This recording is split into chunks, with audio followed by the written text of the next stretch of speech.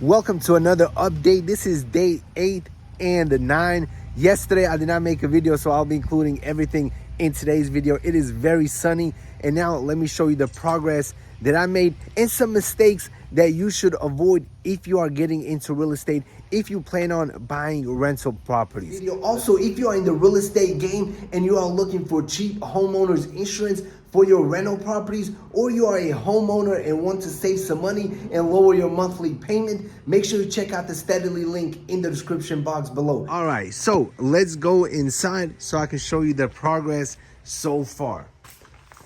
As you can see, the old plumbing is out. Let's quickly go into this room right here. The plumbing work has started. We have closed off this area right here where the door was. This is just a rough outline. There will be a lot more sanding and more mud being added to smoothen out this entire area. And one door is put in, but it will need to be redone simply because right here, the gap is too much. So this trim will be removed.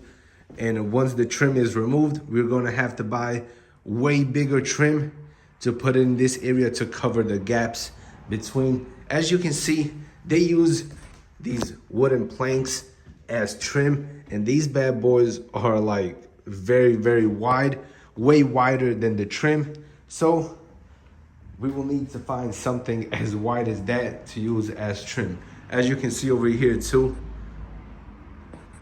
they used all of those to cover it up. This is the other side. This wallpaper will need to be removed. I have removed drywall paper before, just like this one, but on the entire wall. And it is extremely difficult and time consuming. It literally takes days and days and days. All right, so today what we plan on doing, we're probably gonna cut this area right here because the joists are going through the chimney onto the other side. So lifting this entire section will require us to literally lift the chimney going all the way into the attic. So we're simply going to cut this area, reinforce it even more, and let the chimney stay inside and pretty much do nothing. Check it out. Electrical will be worked on this week as well. Right now we have ghetto rigged some electrical wire to provide power to the plumber.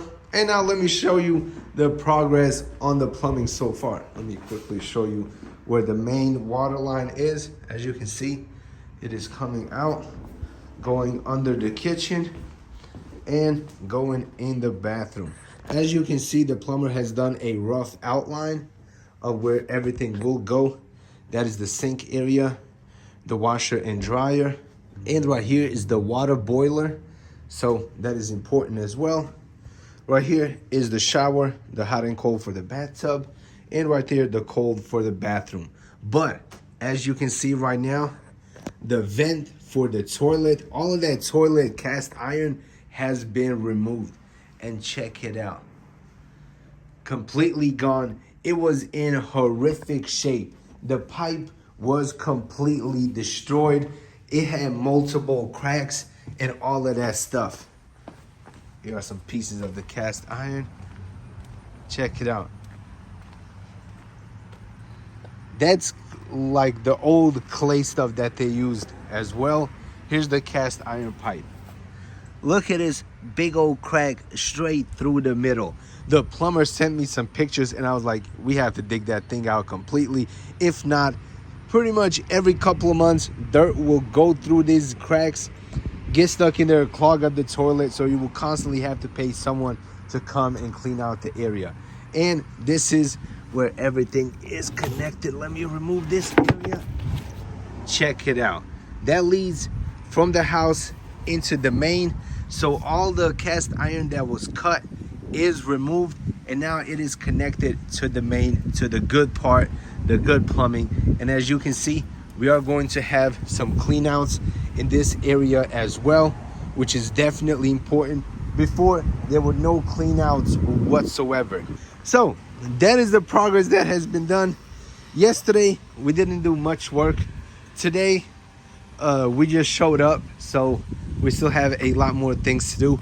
As you can see, we got more trash The metal aluminum, somebody picked it up, which is definitely good. We do have some older wood, but a lot of good beams as well that we will probably take home and reuse for something else. A lot of junk. New dumpster is here. Check it out. Empty, which is good. So we're gonna add all of this garbage into the dumpster today, and the dumpster's here for 7 days. So what we will do this week as well is remove all of these windows right here. All of these windows will go, and on the side right here we are going to remove this plywood as well. Also, this entire little cage area as well will be removed, and some bricks from the front. We're gonna try to fill this dumpster up in the next 7 days. I believe this will be the last dumpster for this project. Check out the front. All of these bricks will be gone. The things over the windows will be removed. Check it out. Bushes, probably gonna trim those as well. And then that tree behind the shed, we're going to cut it as well. Personally, I like trees, but I only like trees that produce fruit. In my own house, I have 15 trees, and all of them produce fruit. Like trees like this one, they don't produce anything but a headache, especially when you're cutting the grass. You want to be able to cut this area, keep everything flush. The more clutter you have, the harder it will be for your tenants to maintain.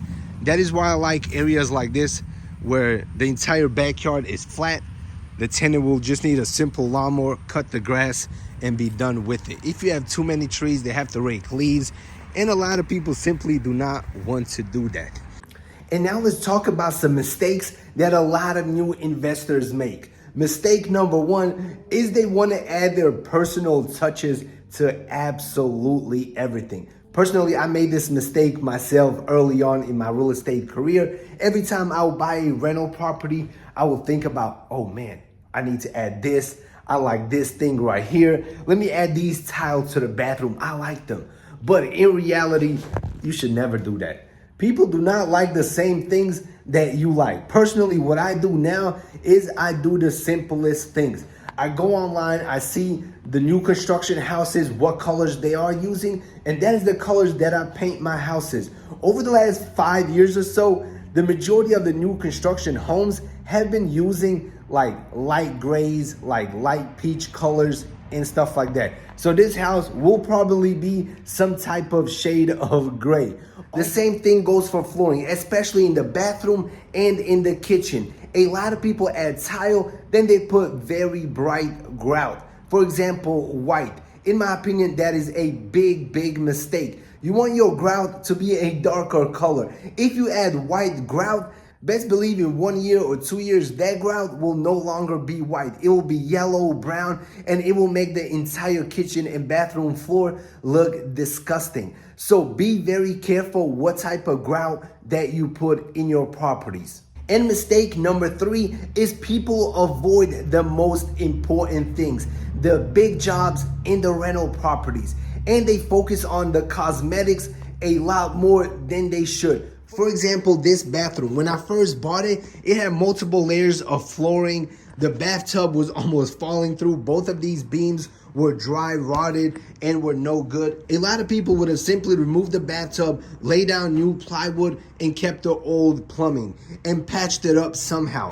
In my opinion, that is a big mistake. If you are covering up things that are bad in order to save some money, it will cost you a lot more money in the long term. I could have patched up the plumbing that was in here originally, put the house for rent, and called it a day. But in my opinion, I want my properties to last as long as possible. And plumbing is one of those essential things in a rental property that costs a lot of money to repair, also a lot of money to replace. Just imagine if I would have just covered all the bad plumbing in this bathroom. Best believe a week or two, maybe a month, the tenants would have called me telling me the toilet is clogged up, the water is leaking down.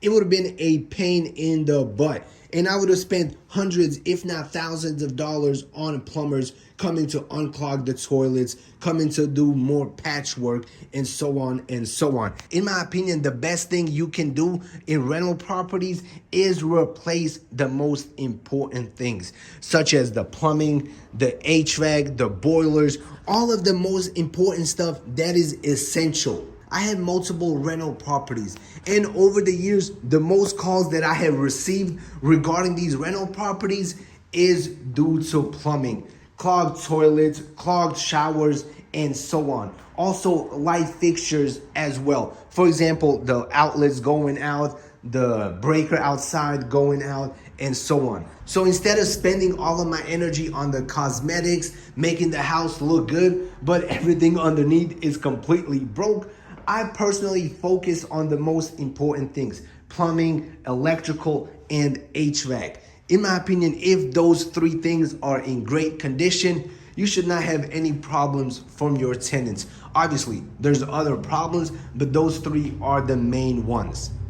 So that is it for this video. Also, if you are in the real estate game and you are looking for cheap homeowners insurance for your rental properties, or you are a homeowner and want to save some money and lower your monthly payment, make sure to check out the Steadily link in the description box below. And as always, press the like button, subscribe to the channel, and see you in the next video. Peace out.